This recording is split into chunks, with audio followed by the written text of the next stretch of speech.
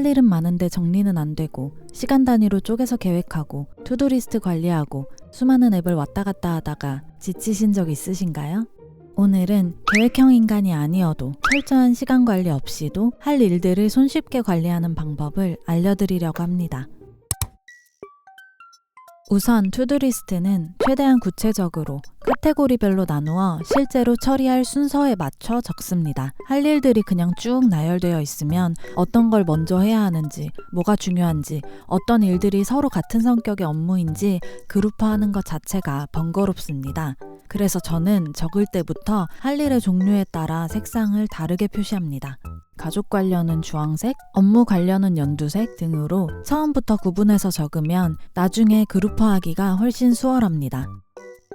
보통 투두리스트를 정리할 때는 중요도와 긴급도를 기준으로 중요하고 급한 일, 중요하지만 급하지 않은 일, 급하지만 중요하지 않은 일, 그리고 나머지 이렇게 나누는 방식이 많이 알려져 있습니다. 투두리스트 관리에 익숙하신 분들은 이 방법을 통해 급하지는 않지만 중요한 일에도 비중을 두고 집중할 수 있다는 점에서 도움을 많이 받으시는 것 같아요. 하지만 저처럼 할 일이 많아질 때 종종 압도당하는 경우에는 이걸 중요도와 긴급도를 기준으로 4가지로 나누는 것 자체가 생각보다 쉽지 않고 시간도 꽤 오래 걸릴 때가 많습니다. 겨우 구분을 해놓더라도 결국 그 순서대로 처리하기보다는 하고 싶은 일이나 금방 끝낼 수 있는 것부터 하게 되고 그럴 때마다 이걸 이렇게 나누는 게 의미가 있나 싶었던 적도 많습니다. 그래서 저와 비슷한 분들께 이 방법을 추천드립니다.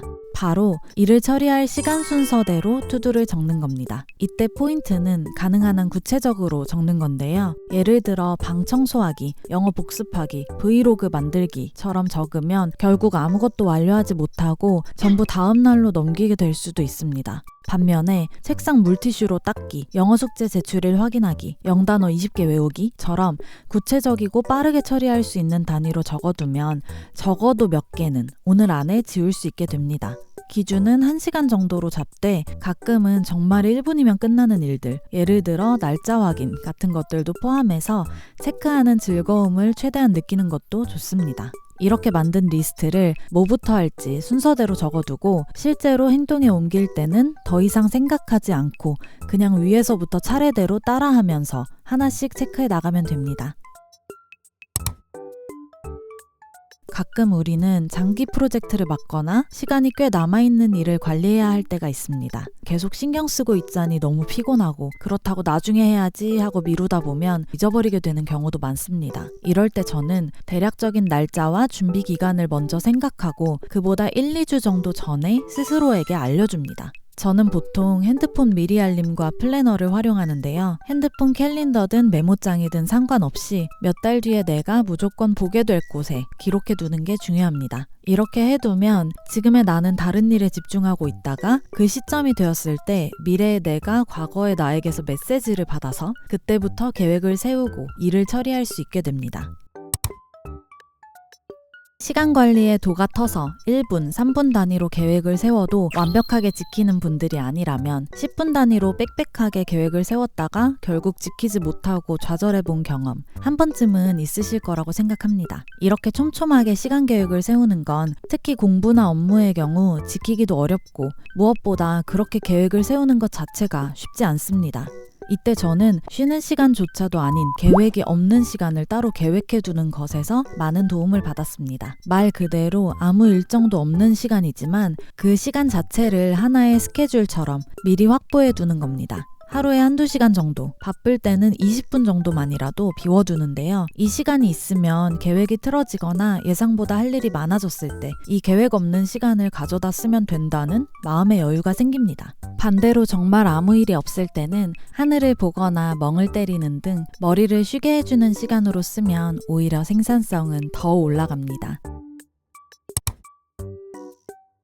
하루를 되돌아보면서 계획은 얼마나 지켰는지, 오늘 할 일은 몇 %나 해냈는지 복기하다 보면 생각보다 큰 스트레스를 받을 때가 있습니다. 이미 지나간 시간은 되돌릴 수 없는데 이건 왜 안 했지? 이때 왜 멍 때렸지? 자책하게 되기도 합니다. 저는 특히 학창시절 시험 공부를 할 때 이런 습관이 있었는데요. 어느 순간 이런 복귀와 후회는 시험을 더 잘 보는 데 도움이 되지 않는다는 생각이 들더라고요. 그래서 예를 들어서 시험이 10시간 남았는데 2시간 동안 핸드폰을 보면서 놀았더라도 왜 그랬지를 생각하기보다는 그럼 이제 남은 8시간 동안 어떻게 시험 범위를 정복할지 계획을 세우고 남은 시간에 맞춰 전략을 다시 조정하는, 앞만 보고 가는 방식으로 공부를 했습니다.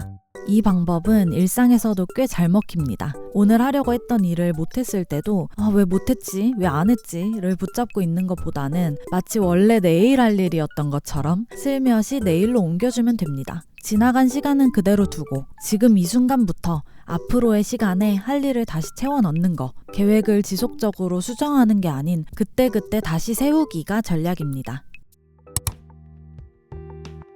그러면 이제 제가 실제로 어떻게 계획을 세우고 할 일을 관리하는지 간단하게 보여드리겠습니다.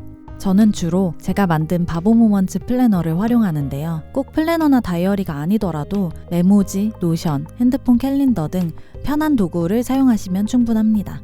저는 보통 주간 계획은 한 주가 시작되기 전날 저녁에 세우고 매일 자기 전에 다음날 할 일을 정리합니다. 저는 일요일을 한 주의 시작으로 생각해서 토요일 저녁에 계획을 세우는데요. 별다른 이유는 없고 한 주의 시작이 출근하는 날인 건 조금 슬퍼서 일단은 이 먼슬리 페이지에서 시작합니다. 이 페이지는 과거에 제가 이쯤 되면 해야 한다고 적어둔 할 일들과 예정된 일정이 모여 있는데요. 이걸 먼저 쭉 훑어보면서 정리하는 걸로 시작합니다. 그 다음 이번 주 할 일들을 복사해서 위클리 페이지로 갑니다. 여기도 과거에 제가 대충 써놓은 것들이 있는데요. 이 아이들은 아래로 밀어두고 아까 가져온 내용을 붙여넣어 정리해줍니다. 이제 이 내용을 바탕으로 왼쪽 빈칸에 투두리스트를 정리합니다. 이때는 이번 주를 기준으로 가장 비중이 큰 카테고리부터 먼저 처리해야 하는 순서대로 정리해줍니다. 그리고 중요한 거, 너무 큰 단위로 적지 않고 작게 쪼개는 거 잊지 않으셨죠? 만약에 그럼 할 일이 너무 많아지는데요 싶으면 주간이나 월간 할 일은 조금 넓게 적고 데일리로 가져올 때 세분화하셔도 좋습니다. 이제 이걸 기준으로 하루하루 정리합니다. 오늘의 일정 칸 아래에 왼쪽 리스트에서 오늘 할 일들을 가져와서 배치하고 처리 순서대로 다시 정렬해 줍니다. 저는 간단한 일은 체크, 시간이 꽤 걸리는 일은 네모 칸으로 구분합니다. 사실 이 리스트만 보고도 위에서부터 하나씩 처리하면 하루 동안 할 일을 문제없이 관리할 수 있습니다. 하지만 더 나아가 시간 계획까지 세우고 싶으시다면 이 리스트를 다시 한번 복사해서 아래 칸에 붙여놓고 시간대별로 배치해 주시면 됩니다. 이미 리스트는 시간 순서대로 적혀있기 때문에 순서를 바꿀 필요 없이 그냥 배치만 해주시면 돼요. 그리고 이때 제가 아까 말씀드렸던 계획이 없는 시간도 꼭 같이 넣어주세요. 이 시간을 따로 넣지 않고 그냥 비워놓으면 결국 생산적인 일로 채워야 할 것 같은 압박감을 느끼게 될지도 모릅니다. 비어있어야 하는 시간으로 계획을 세워주세요. 단 10분이라도 좋습니다. 이제 다음 날에는 전날에 내가 열심히 정리해 놓은 이 리스트와 계획을 보고 그대로 따라하기만 하면 자연스럽게 할 일이 모두 해결됩니다. 만약에 다 못했다. 다음날 저녁에 돌아와 남은 할 일들을 미련 없이 다음날로 옮기고 오늘 했던 것처럼 내일의 계획도 새롭게 다시 세우면 됩니다. 제가 이걸 굿노트 디지털 다이어리로 하는 이유는 계획을 수정하는 흔적이 남지 않기 때문인데요. 아까 말씀드린 앞만 보고 달리는 전략을 사용할 때 물론 아날로그 다이어리도 지우고 다시 적으면 되지만 이렇게 태블릿을 사용하시면 더 도움이 됩니다. 그래도 꼭 오늘 해야 하거나 데드라인이 있는 일들이 있는데요. 그 경우에는 카테고리와 상관없이 빨간색으로 적어두고 괄호 안에 날짜를 함께 적어둡니다. 글머리 기호도 체크나 박스가 아닌 별을 사용해서 이것만큼은 미루면 안 된다 표시를 강하게 해줍니다. 생각보다 정말 반드시 오늘 해야 하는 일은 그렇게 많지 않기 때문에 이렇게 따로 관리해주면 충분할 거예요. 이 과정을 반복하다 보면 할 일을 놓치지 않고 하루, 한 주, 한 달을 무사히 보내실 수 있습니다. 여기서 제가 중요하게 생각하는 건 너무 많은 도구를 쓰면서 여기저기에 할 일을 흩어놓기보다는 한두 개의 도구에 모두 모아두는 겁니다. 저는 이 플래너 하나에 거의 모든 걸 정리하고 외출했을 때 생긴 일은 핸드폰 메모장이나 캘린더에 적어두었다가 집에 와서 옮겨 적습니다.